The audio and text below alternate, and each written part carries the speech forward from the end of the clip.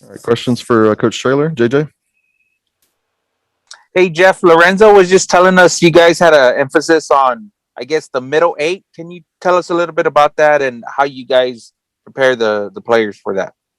Yeah, middle eight, just a term we refer to. It's the 4 minutes right before halftime and 4 minutes right after halftime. A lot of stats have gone into that about the momentum going to the locker room and the momentum coming out of the locker room.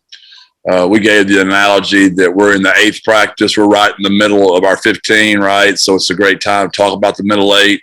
In life, it's always easy to start out great. I mean, you look at football season, everybody's excited. Those first 4 games, you get that last month, everybody's pretty excited. Those last 4, but those 4 in the middle have so much to do with how your season goes. So it's just a great teaching point. And we had another great practice today. And I know I say that every time, but our kids just keep doing it. I mean, they bring juice every day. They're attentive in their meetings.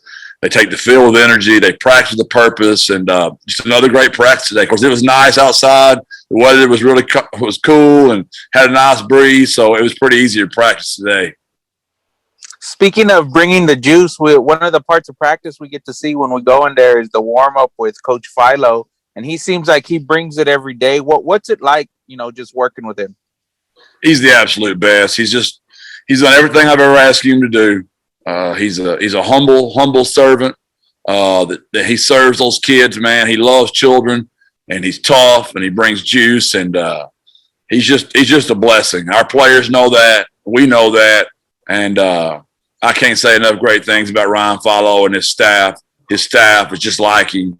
They pour into our children, and they have a huge importance of why our kids have so much energy. And it fires me up when he does his little Ric Flair impersonation. We break out of there with that. Woo! I love it.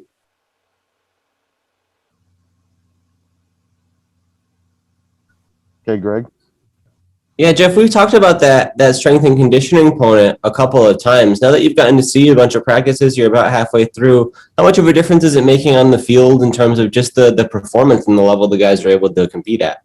Yeah, we just look so much faster. We're so much more lean. I mean, I could pick so many different players to talk about that their bodies are they're transforming right in front of my eyes. Zakari's gaining muscle. Josh Atkins is just slimming up. Looks so much more lean. Chuck looks so much more lean. Jamal Liggins filling into his body. I mean, it's just I could go through each kid. And I know I chose to say those 4 kids, but there's so many of them. Everett Ornstein, our kicker, who's kicking it 8 yards in the back of the end zone right now, who could barely kick it, to the end zone last year. Just a lot of that has to do with Ryan Follow and his strength staff, and really grateful for Christian Esteban and Dex and all those guys. I mean, they really work hard for us. I want to pick your brain about a couple of the guys we're going to talk to here in a minute. Just maybe we haven't touched on them in our conversations with you yet this spring. So, Oscar Cardenas is one that's coming in here. What kind of jumps out about what he's been able to do or his performance through the spring and what he brings to your team? I'll take all the Oscars I can get, brother. He's a ball playing Jesse. He's humble. He's tough. He's physical. He's fast. He can catch. He's a coach's kid. He's what you're looking for when you're looking for a tight end. And he's young, thank goodness. I mean, you think he's a veteran the way he practices. And I love tight ends. We have one of those rare staffs. I've coached tight ends in college. Barry Lundy Jr. has coached tight ends in college. My brother's coached tight ends. Justin Burke has coached tight ends. We have 4 coaches in our staff that have all coached tight ends in college. So the tight end takes a huge emphasis in our offense, and Oscar's the epitome of what you wanted a tight end. He's obviously stood out because of his blocking quite a bit, but what sort of steps can you take to make him a more dynamic receiver, if any? Is that a focus for you guys? He already is one. He's got soft hand. We just got to put the ball on him. I mean, he can run, he can catch, he can do it all. He's the epitome of what you wanted a tight end, and he's a great ball catcher. How about Mekhi Hart? Has he taken some steps forward on the offensive line since last year, or what's different from him? Yeah, I love Mekhi. He was a key recruit for us when we got him. Maddie and Kai, his daughter she's a beautiful girl, and we recruited all 3 of them, honestly. And we recruited Maddie, we recruited Kai, and we recruited Mekhi. He's just a humble spirit. who's a really good football player. You know, is our starting right tackles, an All-American in junior college.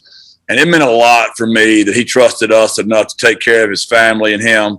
And they're good people. And he just keeps developing.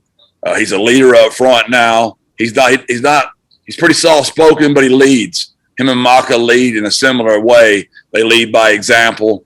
And I'm really excited about our offensive line, the potential we had to be, I think, dominant up there. I just had a talk with those guys about that a while ago, but Makai will be instrumental in all that happening. And then Trevor Harmonson's another one. He was kind of an important fixture for you guys in the middle at that linebacker position last year. Where does he go from here? Or how does his game continue to step up? I've told Trevor forever I'll be indebted to him. We had hardly any backups at all. And he played in every game last year. Every game. Didn't miss a game. And he had a lot of juice today. He's really curtailed a lot of his off-field issues, just silly, petty stuff. He's done a much better job of that. He's not perfect yet, but he's getting closer and closer. And I actually bragged on their group today. I went in their meeting room today, and I'm so proud of that room. We've got, we're now at 8 scholarship linebackers in that room right now, and they're all getting better. We feel really good about all those kids and their development.